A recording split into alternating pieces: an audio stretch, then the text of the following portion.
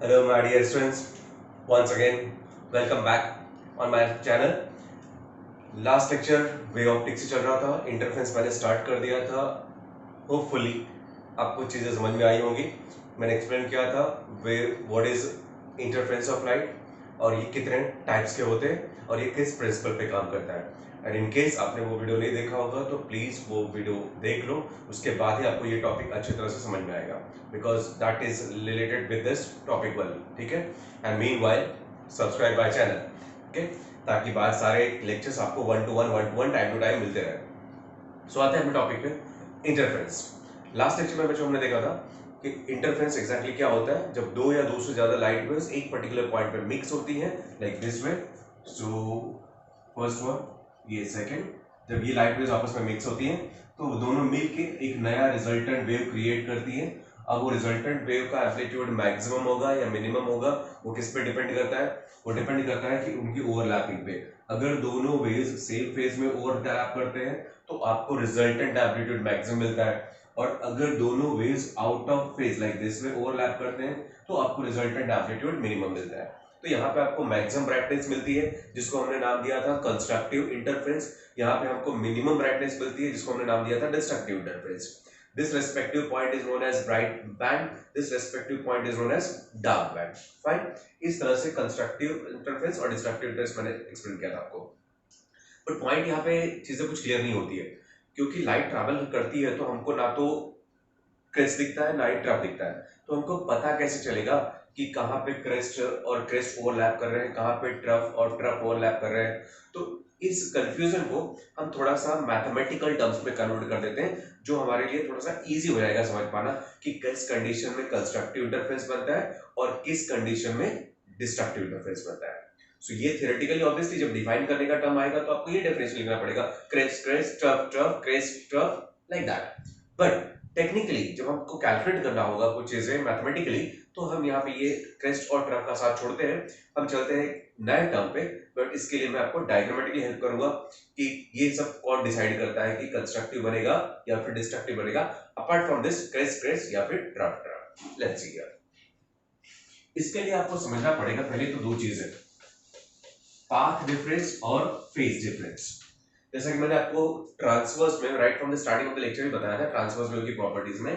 Suppose अगर एक transverse wave है कुछ इस तरह से, wave is propagating along the positive side of x axis and particles are propagating along the vertical axis this way. particles up and down move कर रहे हैं और वेव फॉरवर्ड डायरेक्शन में चल रही है.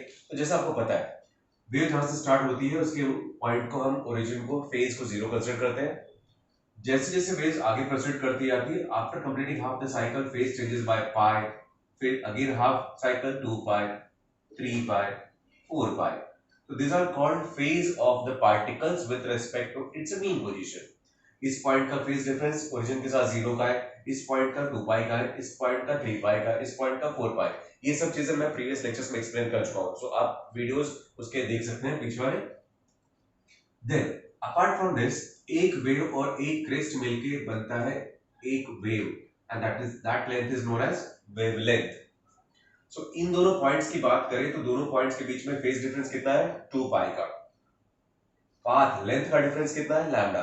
तो दिस लैम्डा के टर्म में जब आप पाथ को कैलकुलेट करते हो तो that difference is called path difference. और जब पाई के मल्टीपल में आप काउंट करते हो तो that is called phase difference. और इस डायग्राम से हमको एक चीज कंफर्म होती है कि जब दो पार्टिकल्स के बीच में सेपरेशन 1 लैम्डा का है, मतलब पाथ डिफरेंस 1 लैम्डा का है, तो फेज डिफरेंस कितना होता है? 2 पाई का. इसका मतलब हम ऐसे सॉल्व लिख सकते हैं, phase difference of 2 pi is equivalent to path difference of 1 lambda. Correct. अगर दो पार्टिकल्स के बीच में 2 पाई का फेज डिफरेंस होगा तो पाथ डिफरेंस कितने का होगा? 1 लैम्डा का. अगर ये 4 पाई का होगा तो 2 लैम्डा का, ये 6 पाई का होगा तो ये 3 लैम्डा का, ये 0 होगा तो ऑब्वियसली 0 ही होगा, क्योंकि अगर दो पार्टिकल यहीं पे सेपरेटेड है तो वो 0 0 ही होगा.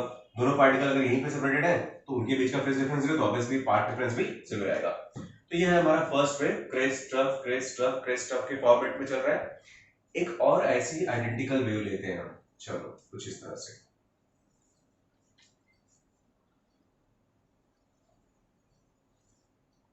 ठीक है, आइडेंटिकल वेव है, same amplitude same wavelength.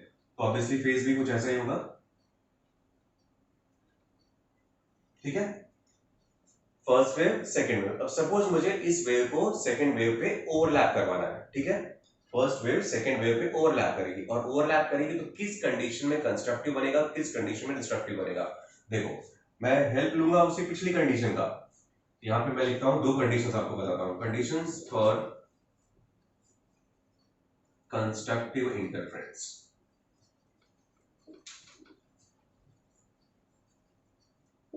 This is condition for destructive interference.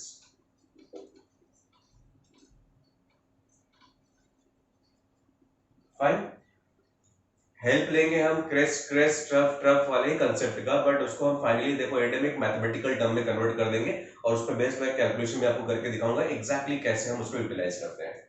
चलो मान लो कि इस वेव फर्स्ट वेव को मुझे सेकेंड वेव पर सुपरइम्पोज करना है। अब मैं इसको उठा के लाऊं और एग्जैक्टली इस पे रख दूं, एग्जैक्टली द सेंस इसके जीरो को मैं इसके जीरो पे कोइंसाइड करूं। अगर मैं जीरो को जीरो पे कोइंसाइड कर रहा हूं तो पाई पाई को कोइंसाइड करेगा, टू पाई को कोइंसाइड करेगा, थ्री पाई लाइक दैट। अब क्रेस्ट ट्रफ की बात करते हैं, अगर जीरो जीरो को कोइंसाइड कर रहा है तो ऑब्वियसली इसका क्रेस्ट क्रेस्ट को फॉल करेगा, ट्रफ ट्रफ पे फॉल होगा, क्रेस्ट क्रेस्ट पे ट्रफ ट्रफ पे, और जब क्रेस्ट क्रेस्ट ट्रफ ट्रफ पे फॉल होता है तो क्या बनता है, कंस्ट्रक्टिव इंटरफेरेंस, ठीक है। ऑब्वियसली कंस्ट्रक्टिव पे बात कर रहा हूं जब जीरो को जीरो पे फॉल करूंगा तो, लेकिन अब मुझे क्रेस्ट क्रेस्ट नहीं देखना, मुझे ये देखना है कि इनके बीच का फेज डिफरेंस कितना है। अब देखो जीरो वाला पॉइंट अगर जीरो पर पॉइंट होता है तो पाई वाला पॉइंट पाई पे, टू पाई पे फॉल होगा, तो इन दोनों वेव्स के बीच में फेज डिफरेंस कितना होगा, दोनों वेव के बीच में फेज डिफरेंस, जीरो का जीरो से फेज डिफरेंस जीरो ही होगा, पाई पाई पे फॉल हो रहा है तो फेज डिफरेंस जीरो होगा, टू पाई पे फॉल हो रहा है तो फेज डिफरेंस जीरो होगा। मतलब इन शॉर्ट अगर दो वेव्स आपस में ओवरलैप करते हैं और उनके बीच का फेज डिफरेंस जीरो होता है, कितना होता है, जीरो, तो ऑब्वियसली बनेगा क्या हमेशा, कंस्ट्रक्टिव इंटरफेरेंस। दो वेव्स के बीच का फेज डिफरेंस जीरो, तो रिजल्ट हमेशा आता है कंस्ट्रक्टिव इंटरफेरेंस। फाइन, ये नेक्स्ट स्टेप देखो। चलो अब मान लो इसी वेव को मैंने वापस से इस पे ओवरलैप किया, बट कैसे, इसके जीरो को मैंने पाई पे कोइंसाइड किया, थोड़ा सा आगे शिफ्ट करूंगा, इसके जीरो को मैं पाई पे रखूंगा, तो इसका पाई इसके टू पाई पे चला जाएगा, इसका टू पाई इस पे थ्री पाई पे आएगा, इसका थ्री फोर पाई इसके फाइव पाई पे जाएगा, लाइक दैट। अब ये तो हो गया फेज का बात।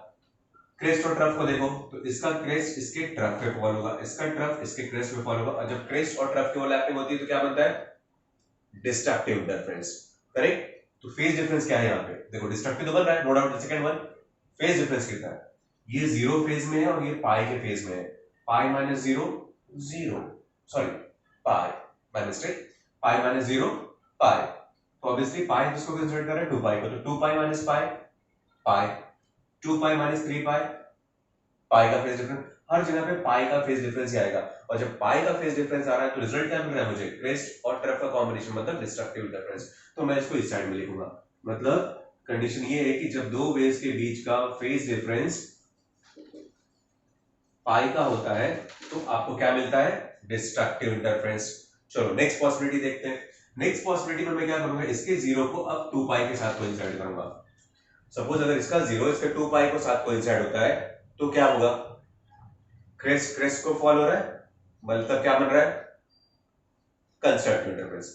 क्रेस्ट क्रेस्ट को फॉल करेगा तो कंस्ट्रक्टिव इंटरफेरेंस बनेगा। तो फेज डिफरेंस कितना है, इसका फेज टू पाई का है, इसका फेज जीरो का है, तो two pi minus zero is two pi, मतलब यहां पे आएगा कंडीशन टू पाई का, सिंपल। अब देखो इसका पाई किसको साइड कोइंसाइड करेगा, थ्री पाई का, तो three pi minus pi again two pi, four pi will coincide with two pi, difference two pi का। तो कहीं भी देखो थ्रू आउट आपको टू पाई का फेज डिफरेंस मिलेगा, और आपको रिजल्ट मिलेगा एक कंस्ट्रक्टिव इंटरफेरेंस, मतलब मैक्सिमम एम्पलीट्यूड वाला पॉइंट।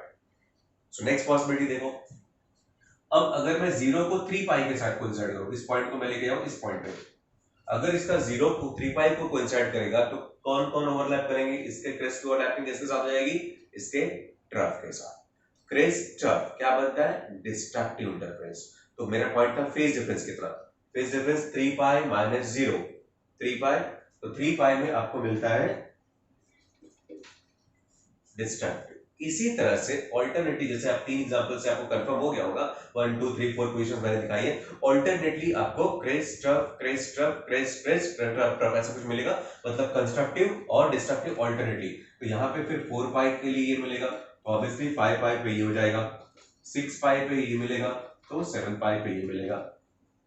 अब इसको ब्रीफ में लिखना हो तो हम इसको ऐसे भी लिख सकते हैं, 2 पाई 0 2 पाई 4 पाई 6 पाई 8 पाई। ब्रीफ क्या होगा इसका, even multiple of pi. Summary of this is even multiple of pi. मतलब अगर दो वेव्स के बीच में ओवरलैपिंग हो रही है और उनके बीच का phase difference even multiple of pi है तो क्या बनेगा हमेशा, कंस्ट्रक्टिव इंटरफेरेंस। उस पे आ जाओ, इसकी समरी क्या है, पाई 3 पाई 5 पाई 7 पाई लाइक दैट। अब ये क्या है, सारे मल्टीप्लाइज से ऑड है, तो इसको हम ऐसे लिख सकते हैं, odd multiple of pi. Correct. अगर दो वेव्स के बीच में phase difference odd multiple of pi है तो रिजल्ट हमेशा आपका डिस्ट्रक्टिव इंटरफेरेंस होगा। मतलब लाइक 13 पाई 17 पाई 21 पाई कुछ भी ले लो, अगर ऑड मल्टीपल है, अगर मुझे मालूम है कि दो वेव्स कहीं पे भी हवा एक पॉइंट पे सुपरइम्पोज कर रहे हैं, उनके बीच का मुझे ये नहीं पता है कि वो क्रेस्ट क्रेस्ट है ट्रफ ट्रफ, मुझे नहीं मालूम, बट मुझे ये पता है कि उस पर्टिकुलर पॉइंट पे उनके बीच का फेज डिफरेंस 33 पाई है। 33 पाई है मतलब कंफर्म ऑड मल्टीपल है, तो ये बनेगा। अगर मुझे ये पता है कि उस पर्टिकुलर पॉइंट पे दोनों का बीच का फेज डिफरेंस 45 है, तो कंफर्म है 45 मतलब क्या, इवन मल्टीपल ना, तो इवन मल्टीपल है तो कंस्ट्रक्टिव बनेगा। Is that clear? इसी चीज को हम पाथ डिफरेंस में भी कन्वर्ट कर सकते हैं। ये पॉइंट देखो, अभी phase difference of 2 pi is equal to 1 lambda, correct है? तो ऑब्वियसली उसी डायग्राम के बेस पे से मैंने बताया था 4 पाई के यहाँ पे 2 लैम्डा आ जाएगा, 6 पाई ले लोगे तो 3 लैम्डा आ जाएगा, इस तरह से। तो आप 3 पाई का भी निकाल सकते हो, 5 पाई का भी उसी बेस पे निकाल सकते हो। अब देखो, इस बेस पे अगर मुझे पाथ डिफरेंस के लिए बताना हो, पाथ डिफरेंस, इसके करस्पॉन्डिंग पाथ डिफरेंस देखो, 0 के लिए 0 ही आता है, 2 पाई के लिए 1 लैम्डा, 4 पाई के लिए 2 लैम्डा, 6 पाई के लिए 3 लैम्डा एंड सो ऑन। ये सिलसिला चलता रहेगा, ये सिलसिला इस तरह से चलता रहेगा, 0 pi 2 pi sorry 0 lambda 2 lambda 3 lambda 4 lambda like that way. इसको हम इस तरह से भी लिख सकते हैं, n lambda, that is called integral multiple of wavelength. Okay, मैं पहले वर्ड्स में लिख देता हूं चाहो तो, this is called integral multiple of wavelength, जिसको हम n लैम्डा लिख सकते हैं, where this n equals to 0 1 2 3 and so on. मतलब 0 से लेके 1 2 3 4 5 6 से लेके इंफिनिटी तक, मतलब ऑड इवन का कोई कंसेप्ट ही नहीं है। 0 से लेके 1 2 3 4 5 से लेके इंफिनिटी तक कोई भी नंबर हो, अगर दो वेव्स के बीच में पाथ डिफरेंस n लैम्डा आता है तो डेफिनेटली 101% वो एक कंस्ट्रक्टिव इंटरफेरेंस ही बनेगा। क्लियर? अगर दो वेव्स के बीच में path difference 1 lambda sorry n lambda का होता है तो वो हमेशा कंस्ट्रक्टिव इंटरफेरेंस मतलब ब्राइट बैंड ही बनेगा। मैं कुछ एग्जांपल्स भी बताऊंगा, अभी आपको और ज्यादा क्लियर रहेगा। चलते हैं सेकंड कंडीशन पे। यहां पे देखो, इसके करस्पॉन्डिंगली अगर मुझे पाथ डिफरेंस निकालना हो, पाथ डिफरेंस तो क्या आएगा, 2 लैम्डा 2 पाई अगर 1 लैम्डा के बराबर होता है तो 1 पाई इक्वल्स टू क्या होगा, लैम्डा बाय 2। उसी तरह से 3 पाई, पाई की जगह पे लैम्डा बाय 2 लिखो तो ये जाएगा 3 lambda by 2, 5 lambda by 2, 7 lambda by 2। Correct? सब में कॉमन क्या है, lambda by 2 lambda by 2 lambda by 2 lambda 2। Multiplier क्या है, 1 3 5 7, मतलब हम इसको ऐसे लिख सकते हैं, odd multiple of lambda by 2, odd multiple of lambda by 2। अब मैथमेटिकल टर्म्स में अगर इसको एक्सप्रेस करें तो इसको हम ऐसे लिखते हैं, 2n - 1 lambda by 2, where n का मतलब क्या, वेयर n इक्वल्स टू 1 2 3 4 5 से लेके इंफिनिटी तक। इस फॉर्मूले में 2n - 1 लैम्डा बाय 2 में n का मतलब होता है 1 से स्टार्ट होगा, 1 2 3 4 5 6 से लेके इंफिनिटी तक का कोई भी नंबर होने दो। अगर ये इस तरह का फेज डिफरेंस पाथ डिफरेंस दो वेव्स के बीच में है तो रिजल्ट हमेशा आपको क्या मिलेगा, डिस्ट्रक्टिव इंटरफेरेंस। ये 2n - 1 रख के देख लो, कोई भी नंबर रख लो, आपको ब्रैकेट में से ऑड मिलेगा। लाइक मैं यहाँ पे 1 रखूं तो 2 - 1 1, 2 रखो 2 2 जा 4 - 1 3, 3 रखो 2 3 जा 6 - 1 5। तो ये ब्रैकेट हमेशा एक ऑड नंबर रहेगा और मल्टीप्लाई लैम्डा बाय 2। तो समरी ऑफ द डिस्कशन ये है, कंक्लूजन हमारा ये है कि अगर पाथ डिफरेंस n लैम्डा तो हमेशा आंख बंद करके टिक मार दो, वो ब्राइट बैंड ही रहेगा, मतलब कंस्ट्रक्टेड डिफरेंस। अगर पाथ डिफरेंस दो वेव्स के बीच का odd multiple of lambda by 2 दिया है तो आंख बंद करके आप टिक कर लो, वो हमेशा डार्क बैंड ही होगा। फाइन, ये था summary of this entire discussion. अब मैं इस पे बेस्ट कुछ एग्जांपल्स बताता हूं कि कैसे क्वेश्चंस आते हैं कि वो हाउ टू डिसाइड कि ये कंस्ट्रक्टिव है या फिर ये डिस्ट्रक्टिव। अगर ये चीज आपके माइंड में क्लियर है तो अब ऊपर क्वेश्चंस देखो, बहुत इजीली आप आंसर बता सकते हो कंस्ट्रक्टिव और डिस्ट्रक्टिव इंटरफेरेंस का। क्वेश्चंस कभी कभी इस तरह से आते हैं, ऑब्जेक्टिव्स में ही आ जाते हैं कि कुछ वैल्यूज दी रहेंगे आपको and they will ask you to identify कि which one is bright and which one is dark band और which one is constructive interference, which one is destructive interference.